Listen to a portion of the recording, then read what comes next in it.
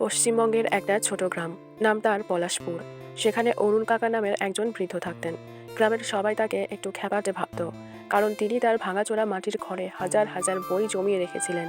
গ্রামের ছেলেমেয়েরা যখন বিকেলে মাঠে খেলতো, অরুণ কাকা বারান্দায় বসে মোটা চশমা চোখে দিয়ে বই পড়তেন। একদিন গ্রামের চঞ্চল ছেলে বিপ্লব তার ফুটবলটা ভুল করে অরুণ কাকার উঠোনে পাঠিয়ে দিল। বল নিতে গিয়ে সে দেখল কাকা একটা পুরনো মানচিত্রের দিকে ঝুঁকে আছেন।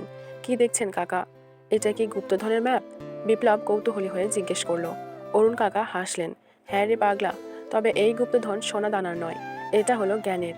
তুই কি জানিস, এই বইগুলোর ভেতরে এমন সব পৃথিবী আছে যেখানে তুই না গিয়েও ঘুরে আসতে পারিস? বিপ্লব প্রথমে বিশ্বাস করেনি, কিন্তু কাকা তাকে একটা মহাকাশ বিজ্ঞানের বই দিলেন। সেই রাতে বিপ্লব প্রথমবার জানলো যে ভারতের ইসরো কিভাবে চাঁদে পৌঁছেছে। পরের দিন সে আবার এলো। এবার কাকা তাকে ইতিহাসের বই দিলেন, যেখানে সে জানলো বীর শিবাজী আর নেতাজির বীরত্বের কথা। ধীরে ধীরে গ্রামের অন্য শিশুরাও আসতে শুরু করলো। অরুণ কাকার সেই ভাঙা ঘরটা হয়ে উঠল গ্রামের প্রথম জনতা লাইব্রেরি। বিপ্লব বুঝতে পারলো আসল সম্পদ আলমারিতে বন্দি টাকা নয়, বরং মলাটের ভেতরে লুকিয়ে থাকা গল্প আর তথ্যে। বছরের পর বছর কেটে গেল।